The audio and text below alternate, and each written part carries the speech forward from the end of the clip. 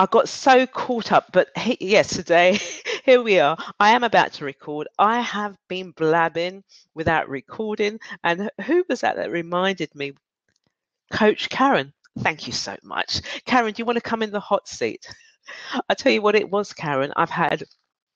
I'm blabbing now. I've had a bit of challenge getting into the room, and now I'm just talking. So it's just a personal thing right now. And if you'd like to join me, anyone like to jump in the seat, I'd appreciate that, because I know somebody just needs to hear an experience that you've had at one point in your life where you didn't have the courage to tell your story. Thank you, Karen, for stepping up. I knew you would. Hello, Karen. How are you? Hello. I just want to pop in and say hi. Thank you. Thank you. I actually forgot to turn the recording on, but hey ho. Oh, yeah. That happened to me the first couple of times that I came on and blogged. So Yeah. I'm always reminding people, like, do you want to record? Make sure it's recorded. Yeah. Stuff like Good, that. good, good. Karen, how are you and where are you from? I am fabulous, and I was born in Guyana. Okay. South The West America. Indies, British guy. Okay. Yeah, it used to be British Guyana in my grandmother's time, but so in my Okay. time, just Guyana. Uh-huh. And now I live in Canada for the past 25, so I'm doubling my age. Yeah, 26 years in Guyana. It's going to be 26 years here soon, too. And here is where?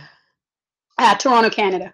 Okay, lovely, lovely, lovely. So I guess Mhm. is it, what's it seasonally like now? Is it warm or getting a bit on the chilly side? It's a bit on the chilly side, but for today's Thanksgiving, so I'm kind of just hopping around, blah, and stuff. Uh, um, so it's pretty sunny at the moment and quite warm. Oh, good. And which is shocking for October in Canada. Canada's Mm. usually, it was cold for a couple of days. So, Mm-hmm. yesterday and today, I had my Thanksgiving yesterday, but it's ready today, and it was just fabulous. So, Oh, good, good, good. Well, I know I mhm. didn't realize that your Thanksgiving was separate on a different day to America. I thought you both had Yes, yours it at the is. same time. Okay. Yeah. Well, I'm glad you joined me. I mean, the topic of today's blab is finding the courage to tell your story. So Story, I yeah, thought, I saw that.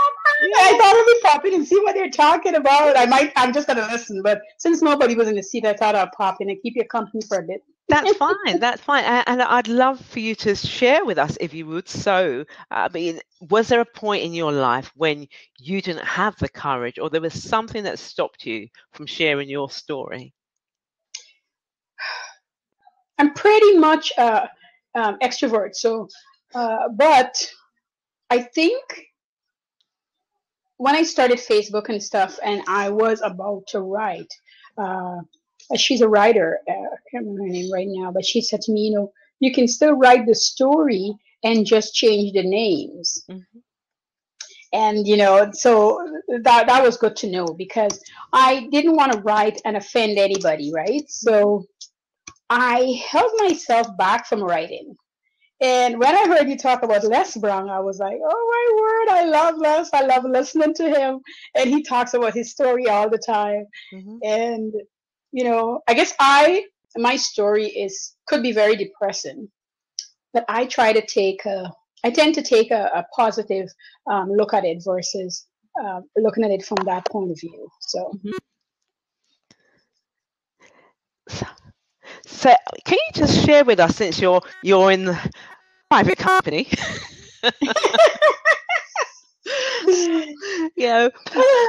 what were some of the challenges that you faced? I mean, I understand the bit about not wanting to identify certain people in the story, Mhm. and for me, I always want to ask, what were we trying to protect at that time?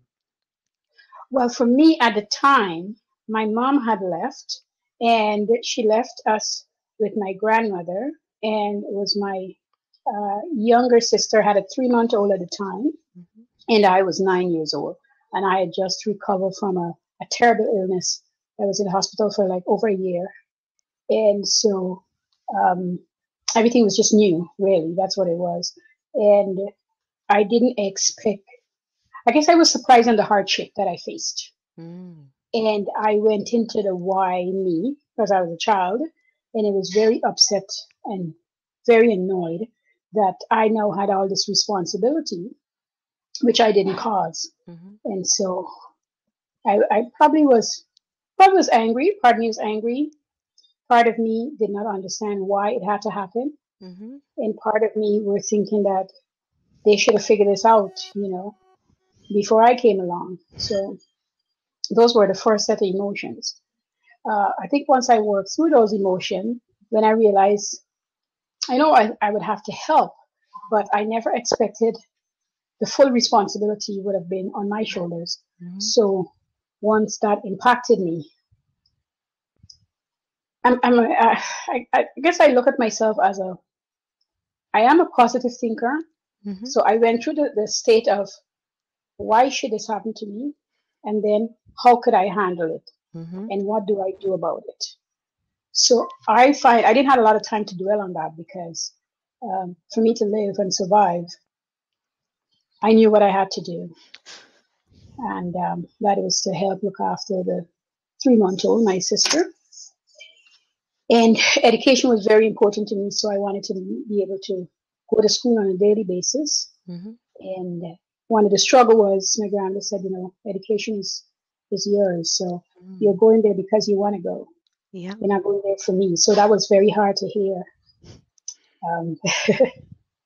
Yes. Yes. But that in itself is very courageous. Now, that was a long time ago. Mm-hmm. How do you feel now? Do you share this story as you're out and about? Not really. Okay. I talk about it in a more positive way. I've never really, for a long time I haven't gone to look at it the way we're talking right now. Mm-hmm. And I put a positive spin on it. That's what it is. Because I was just watching you as you shared that part, and I just saw an emotion. So my immediate thought was, where did you go just then when you spoke? I was right back there. Yeah. I was in the home. I was passing through. Yeah, that's why. I saw that.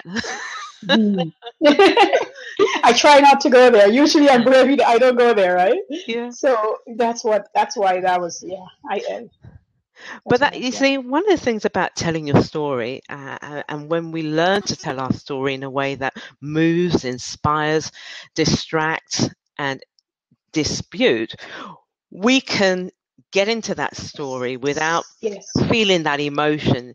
We can use our voice, so we can use our tone, we can change people, and we can still stay solid, rooted and grounded when we share that story. Here's something that I've noticed, because there are a lot of stories that I hear, and when we share that story, because it can be quite an emotive place to go, it's important that we don't leave our listeners feeling, oh my God, we have to bring them up. Even though that's the reason why that's why I usually take a positive spin on it. Because being an adult, it took me a couple of years, but quite a few years. But I have realized that it made me the kind of person I am today. It made me this strong person that I can really stand on my own and stand in my peace.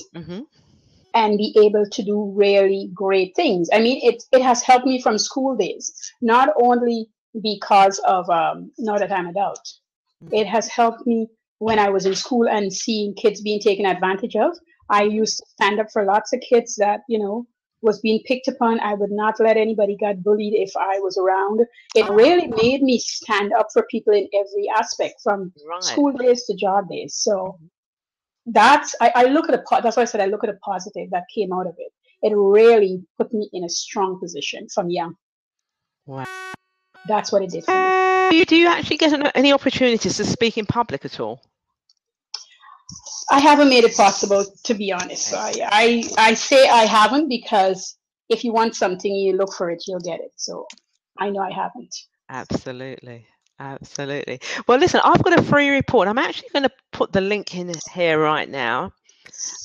Let's hope that's all in there. And it's on one of my websites. It's a free report, 5 quick steps to unleashing the courage. So if you are lacking courage or want more courage or want to find out steps to unleash that courage, then download that free report and keep in the conversation, because we want to start to build a community of men and women women especially, because we are strong women. We go through so much, we do so much, and we want to be able to take our courageousness out there and transform the world. Thank you so much for sharing. If anybody else would like to join us, there's an empty Yes. seat. Come and join me. I'm so happy. Okay. Sharon, yes, yes. Hat-trick, and Ramsey.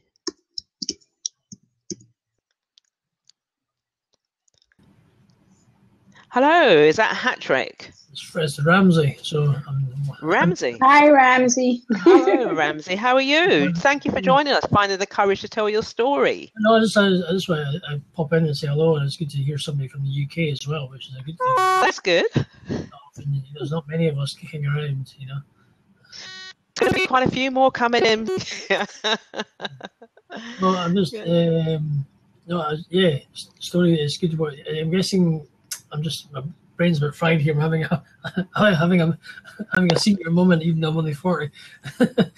Short, I'm feeling maybe like a goldfish here. You find obviously your story.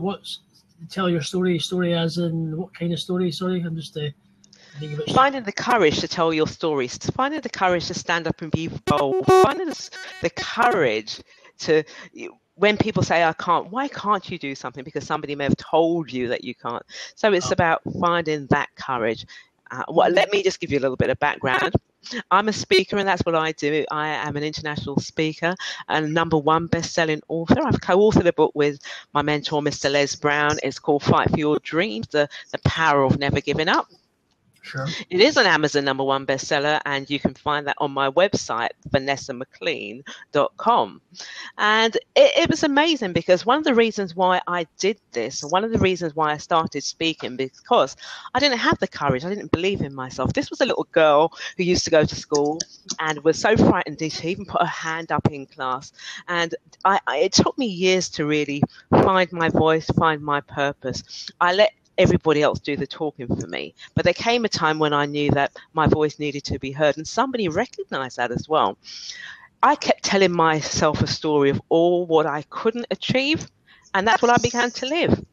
But it became unbearable, and then I had to do something about it. And maybe that's the point that a lot of people may find themselves at now, because they know that they've had experiences in their life that are the solution to other people's problems, and until they share that story, no one's going to know about it. Right. Okay. That's cool. Sounds interesting. Your book. It sounds interesting. What you've done. There's quite a lot of authors on here. People have written books, which is very encouraging. You know, it's good to listen to their stories and how they, obviously regarding how they came to write the books. You know what I mean? So, which is always a good thing, and it's always That's good. I'll tell you what, I got a story. I was just kind of intrigued. When I did actually come across you were just on your own, but then Fernand joined, and I was kind of like, oh, crumbs. I wanted to kind of just come and say hello, to kind of have a chat. Oh, it's nice. It's lovely to see you in here. Yeah. Someone on this side of the water. I know, it's good. Sorry, just nothing to share, really. Just kind of part of the, story I'm not about to share. I can just tell you what projects I'm trying to do now, if that helps, and things I'm trying to set up, if that's any use to you or might interest you. Well, I'll tell you, let me put a spin on it for you. I mean, what sort of courage does it take for you to do what you do? So first of all, if you tell us what you do, and then we can just take it another step further. Excuse me, Vanessa, I'll let you talk with Ramsey, and I'll pop out and pop back in. I just have to go do something. Thanks for joining us, Karen. You're welcome. Okay. Thank you. Right, what do I do? Well, as my general job, I'm a self-employed, and I run a cleaning business. I clean home offices. My business, I've lost a few clients just due to they've gone to new offices, and they're serviced offices. So it means they don't need a cleaning company. They don't need me. Right. So I have to try and get more work, which can be a bit I'm hard. Having trouble hearing you. I can't hear you very well. Even though we're about. Can you hear me all right? I've just turned up my volume. I don't know if anybody else is having the same problems as me. I always refresh, or I can restart. Come back in. Maybe it's just a connection. The internet's being a pain. Something's blabbing. Can you hear me okay? I can hear you, but it's not very clear. Can anybody else hear Ramsey? I can easily refresh completely. Hold on a moment. If I just turn this up just a little bit more, I think I'll be okay. You're right. Yeah. If you speak now, yeah. Okay. Any better? Yeah. Okay. I run a cleaning business. I clean homes and offices. That's my daily job. So I run a cleaning business. I've been doing it for about 6 to 7 years, but I've lost a few clients due to the fact that just due to the fact that they've gone to serviced offices. I'm having to try and find more work, which can be quite stressful. Also, I'm trying to set up Edinburgh promotions so I can promote people. Also, I want to set up a brand called Let's Beat Cancer Together and work with somebody who sells unique makeup. Her mother, she's French but she's black, but her mother had survived breast cancer and near not far from me, and she wants to anything she sells and any profit she makes, she wants to be a percentage of her earnings towards cancer. Also, the aim is to search for a makeup artist or somebody who can do makeup on people who've had women who've had chemotherapy, to help them, because after the chemotherapy they feel and probably look terrible, and they want to make them feel a bit more human and womanly again and make them feel like a makeover, make them feel nice, and that's what I want to do. So I want to create a brand of a t-shirt and try and sell it and also make money, and also get somebody to do the makeup and somebody should sell it, so we can all do create a brand to help people with cancer and kind of go forward and maybe do other things as well, kind of thing. Do you have a website at all? No, I've got my own business website, which is edinburgh.com, but I'm just creating this at the moment and trying to go forward. Right. So I'm just trying to, that's what I'm trying to do. I'm also creating a thing called Awake Africa Scotland, which is to audition people here, Africans here, for a show in the Edinburgh Festival next year. So it means instead of bringing African choir, etc., from Africa, which can cost money, it's to audition people here and build something from here, which is a lot cheaper and keeps your costs down. That thing. So it's kind of, I've got a lot of projects on the go, but trying to build a team of people that I've got to get in contact with and to bring them all together and link the chains together, if you know what I mean. It's that's my main one. Yeah. So trying, just pushing forward. You got to keep pushing forward. Now, I mean, one of the things I'm going to say now is that, the connection with Africa, that's a very big project in and of itself. Now, it takes courage to do something of that magnitude. Yeah. What do you think may stop some people from pursuing something like that? Costs, money, don't get sponsorship, depending on that kind of thing. I think it's just, or not knowing how to go down the cheap road to get things for nothing or for low cost. Not having the right knowledge. I've got a contact in South Africa who's going to be coming. Hopefully, the aim is to get him over here and he'll be doing the choreography and things once you help him with the auditions and things, because then we can work together and go from there. So it's going to be a challenge. It's just getting the ball rolling and getting something sorted. I think it'd be a nice opportunity to use what Africans are in the UK, Scotland anyway, because it's a lot. Doesn't have to be, to be African. As long as they can sing, dance, and act.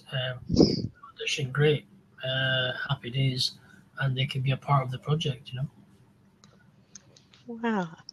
Does anybody else want to join us in the hot seat? We've got a hot seat open. If anybody would like to join us in the conversation, this is about finding the courage to tell your story. On the left-hand side of the screen, I'm sure you can see there's a blue button. It says, Tell a Little Bird. And if you click the Tell a Little Bird, it will tell our friends on Twitter that Vanessa and Ramsey are in the hot seat on this blab. Good topic. Would you like to join us? Who's that? Ellen Grace.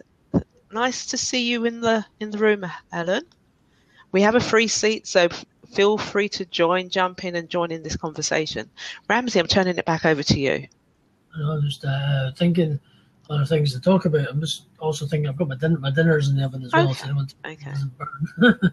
So, but I'm thinking a good thing. A lot of things to talk about these days is which is which is mental health and things, and people depression and things. I personally have suffered from depression. I had it for a couple of years, and it's at the moment I'm feeling I'm fine, but I get you can. I think if you suffer from it, you constantly do always get it slightly, but you know how to kind of fight it. You have to kind of inwardly find the strength and keep going. Mm-hmm. I think I've had recently myself. I've had a bit of a knock because I was on holiday. I came back from holiday a week ago today, and I was in Malaga, Spain for just 12 nights. But before I went, I wasn't sure I was going to go. I had shingles, which didn't help. So I was ill for about a week. I had to kind of take the medication when I was on holiday and get rid of the shingles and things. But kind of it knocked me. It's the first time it's actually taken it. I've actually been properly kind of, shingles can be serious, so you got to be careful. Mm-hmm. And I've been properly ill I'm usually up and about, running around and doing things, and it's taken a bit of a knock. And it's the first time I've actually been probably quite feeling a bit ill, and I need to look after myself and rest. Mm-hmm. I'm just doing too much or something, but it's because I've recently turned 40, and I think, well, maybe I've got to start thinking about things and relate to, like, okay, 40, I'm not like 21 anymore. I'm going to have to start really thinking about the next going forward years and not try to burn myself out too quickly because I don't have the energy. Okay. I've just seen your message, Ellen, so I'll excuse you from the conversation. I'm going to ask you one more question then, Ramsey. Yeah, you mentioned that you're turning 40 soon. I've just turned 40. Just turned 40. It's part of the good story. Well, I'm just thinking we've got 79 days left for this year. Now, as a surprise for yourself, what could you do in your 40th year with these next 79 days? What courage can you find to transform your life in these next 79 days? Well, I think my next challenge before the year ends, I think my aim is to try and get more. I just need to get. I've got tasks to do. You just get my head down and do it. That's what I need to do. And then if I can achieve these tasks and start getting business in, that'll be an achievement. And be a better. Because I always go in my kind of industry in the cleaning business. It always goes quiet come Christmas and January time because it's just it's Christmas and people are off on holiday and there's no money anyway. So it tends to be. So it's just trying to. Yeah, I think I could. If I get these tasks done, I think that'll be a good turnaround. Things will be a lot better. That'll be an achieve getting more work or new clients. That'll be an achievement for me to turn things around. Is there anyone else? You can still just stay there for a second. Anyone else who'd like to jump into the hot seat? We have an open seat for anyone.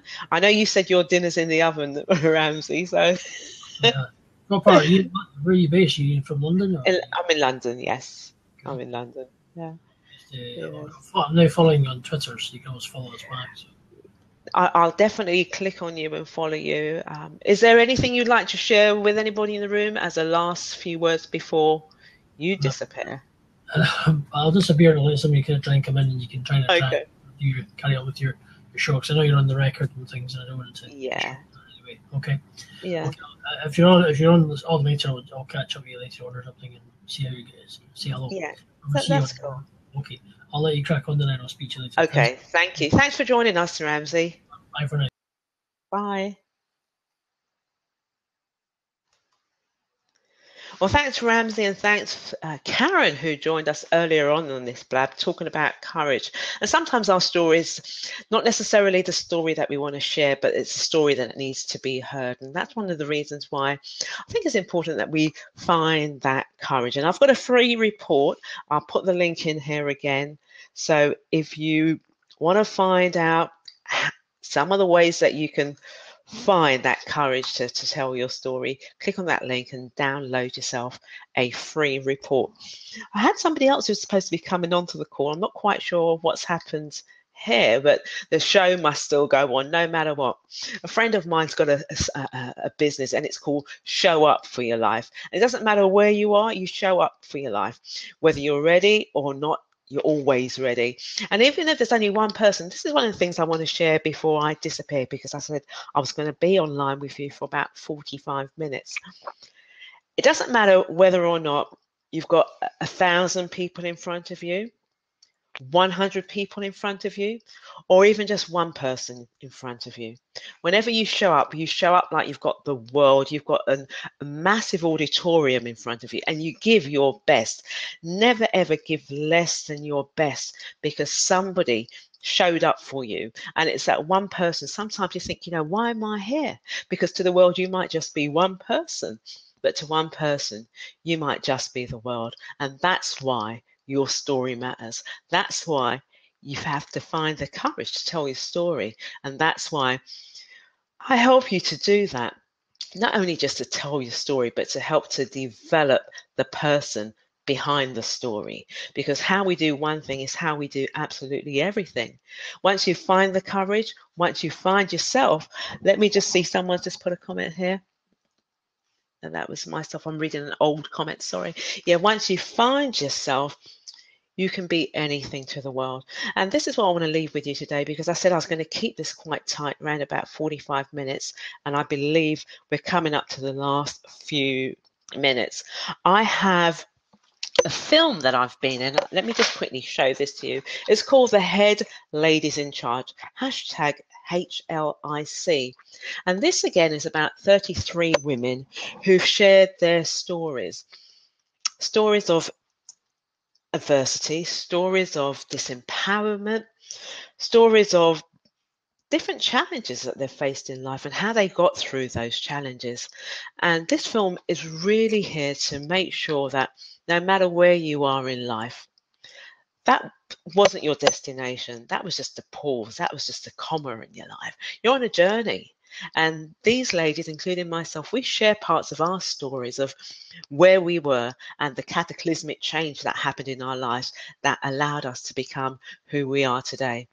And as I leave today, I want to make sure that you have the tools, what it takes to build the courage that you need to tell your story, to learn how to tell your story and make an impact in the world. My mentors always tell me that impact, that drives income. And if that's something that inspires you, then you're at the right place. I am Vanessa McLean. You can find me at vanessamclean.com. And of course, download the free report. It's your 5 quick steps to unleashing the courage. I'll be back next week, Monday, same time. Challenges or no challenges, we're back. We want to find out about your story. And of course, tell your friends, tell your enemies. We want to make sure that we're impacting the world. Your story matters. It's in your story.